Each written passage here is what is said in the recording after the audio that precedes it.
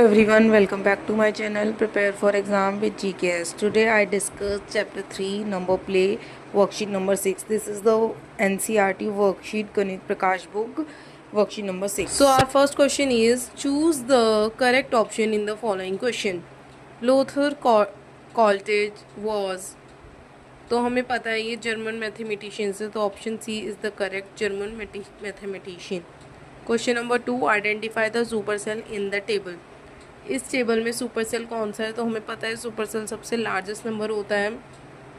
So largest number हमें दिख रहा है, ये होगा 62,871. तो 62,871 option C is correct. Next question, question number 3 which of the following number is called Kaprekar constant.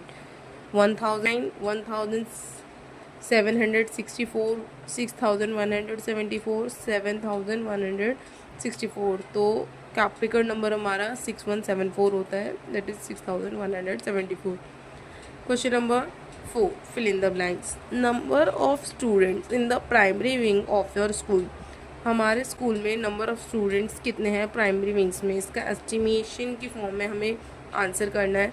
तो अगर हम रफ भी देखें, एक क्लास में अगर 30 स्टूडेंट हैं और 30 स्टूडेंट्स हैं और एक क्लास के दो सेक्शन हैं, तो टोटल 60 स्टूडेंट्स हो जाते हैं एक क्लास में. और प्राइमरी विंग्स में हमारी 1 to 5 क्लासेस आती हैं. तो 60 को अगर हम 5 से मल्टीप्लाई कर दें तो we get 300. So number of student in the primary wing of our school is 300. This is our estimation. Number of glasses of a water that a bucket hold. एक बकेट में कितना पानी आएगा, तो कितने नंबर ऑफ ग्लासेस वाटर आएगा. तो एक बकेट में जनरली हम देखते हैं 10 लीटर वाटर आ जाता है. 10 लीटर की एक बकेट जनरली होती है, आप कम ज़्यादा भी ले सकते हैं. तो उसके अकॉर्डिंग हम नंबर ऑफ ग्लासेस देंगे और एक ग्लास में हमारा 250 ml वाटर आता है. तो उसके अकॉर्डिंग हमारे जो नंबर ऑफ क्लासेस बैठेंगे 440 बैठेंगे. ठीक है. So number of glasses that a bucket hold is 40. Number of trees you see in your school. आपके स्कूल में कितने ट्रीज़ हैं. टोटली एस्टिमेशन बेस्ड क्वेश्चन है, आप कुछ भी डाल सकते हैं. जन 30 डाल देते हैं हम. Okay. What is the sum of the smallest and largest 7-digit palindrome number and write their difference. तो लार्जेस्ट 7 डिजिट नंबर जो होता है वो हमारा 99999999 होता है 7 times. And smallest palindrome number, smallest number हमें पता है हमारा ये होगा 10 लाख होगा. बट अगर हमें पैलिड्रॉम बोलना है तो हमें 1 लगाना पड़ेगा, तो ये हो जाएगा 10,01,000. Smallest palindrome number is 10,01,000. अब हमें यहाँ पे सम निकालना है और डिफरेंस निकालना है. तो पहले अब हम इन दोनों का सम कर लेंगे. अगर हम इसका सम करेंगे तो we get 11 million, means 1 crore 10 lakh. This is our sum of largest and smallest 7 digit palindrome. अब इनका डिफरेंस हम निकाल लेंगे. इसका डिफरेंस मैंने यहाँ पे कैलकुलेट कर दिया है. So our difference is 89,99,998. Question number 8 identify and colour the super cell in the following grid. तो इस ग्रिड में हमें सुपर सेल फाउंड करना है. तो अगर हम फर्स्ट रो देखें तो इसमें हमारा जो लार्जेस्ट नंबर है वो 92 है. तो 92 हमारा सुपर सेल हो जाएगा. इसके अलावा हमारा 60 भी सुपर सेल होगा, क्योंकि इसकी जो साइड वाला सेल है वो 31 है. तो 60 नंबर लार्जेस्ट नंबर हो जाएगा. नेक्स्ट हमारा 12, 81, 53, 94, 72 है. तो 94 इसमें लार्जेस्ट नंबर होगा, तो ये सुपर सेल हो जाएगा. और इसके अलावा हमारा 81 भी होगा, क्योंकि इसके अगर हम नेबरिंग सेल्स देखें तो उसमें ये 81 बड़ा नंबर है. नेक्स्ट 33, 67, 89, 47, 58. तो 89 यहाँ पे लार्जेस्ट नंबर हो जाएगा, तो ये सुपर सेल हो जाएगा. अगेन 58 भी होगा, बिकॉज इसका जो नेबरिंग सेल है वो 47 है. 33 और 67 नहीं होगा, 67 बड़ा है. बट 67 के अकॉर्डिंग यहाँ पे 89 ऑलरेडी नेबरिंग सेल है, तो वो नेबरिंग सेल नहीं हो सकता.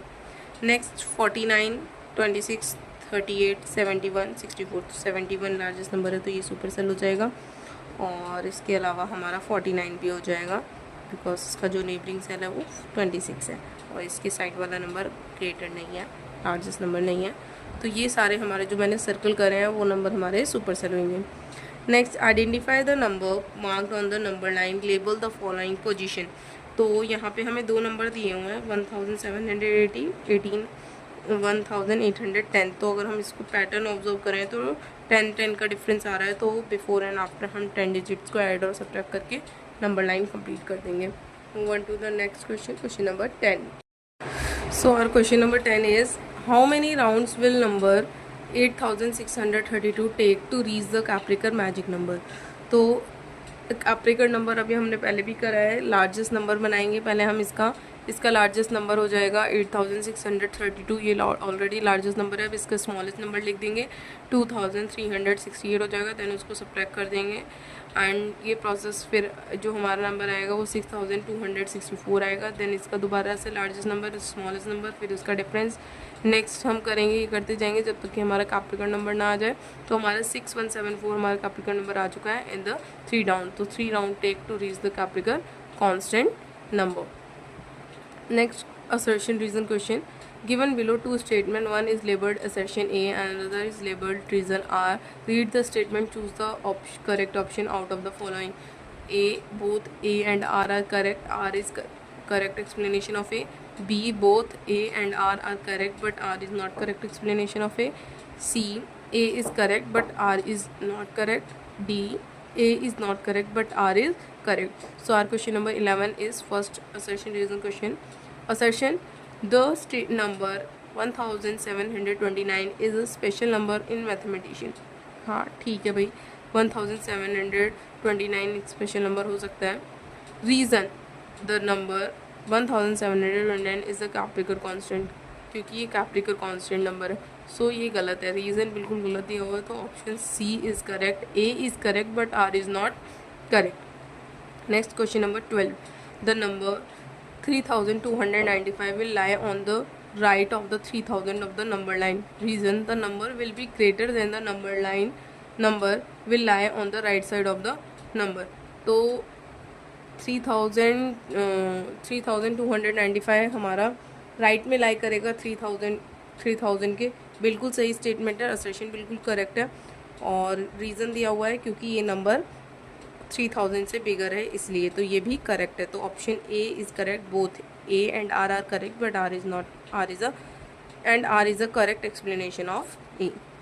Next question, question number 13 case based question है. Look at the sequence. तो यहाँ पे अगर हम सीक्वेंस देखें, 12 से स्टार्ट हुआ, 1 पे एंड हुआ, 12, 6, 3, 10, देन 17, फिर दोबारा से 1 पे एंड हुआ, 21 से स्टार्ट करा, 1 पे एंड हुआ. तो हमें पता है ये कॉटलेज रूल लग रहा है यहाँ पे. कॉटलेज रूल आपको पता है कि अगर हमारा इवन नंबर होता है तो उसे हम डिवाइड बाय 2 कर देते हैं, ऑड नंबर होता है तो उसे हम 3 से मल्टीप्लाई करके देन +1 कर देते हैं. तो 12 को डिवाइड बाय 2 करेंगे 6 भी इवन नंबर है तो इसका भी डिवाइड बाय 2 हो जाएगा, तो ये 3 आ जाएगा. देन 3 ऑड नंबर है तो ऑड नंबर को पहले 3 से मल्टीप्लाई करेंगे, 3 3 = 9, देन उसमें +1 कर देंगे तो ये जाएगा 10. इस तरीके से करते रहेंगे. So identify the pattern and fill the question. तो इसमें हमने ये पैटर्न फिल कर दिया है. 10 पे एंड हो रहा था, 10 पे एंड होने के बाद ये इवन नंबर है तो इसको हम डिवाइड बाय 2 कर देंगे तो 5 आ जाएगा. 5 एक ऑड नंबर है तो उसको हम 3 से मल्टीप्लाई करेंगे, 15 + 1 16 आएगा. देन 16 के बाद 8 के बाद 4 2 देन 1. तो ये पैटर्न कंप्लीट हो चुका है.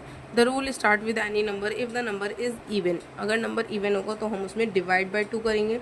If the number is odd multiply by 3 and add 1. Notice all the sequence above eventually reach the number 1. The famous conjecture is called Kotler's conjecture. Thank you. Thanks for watching.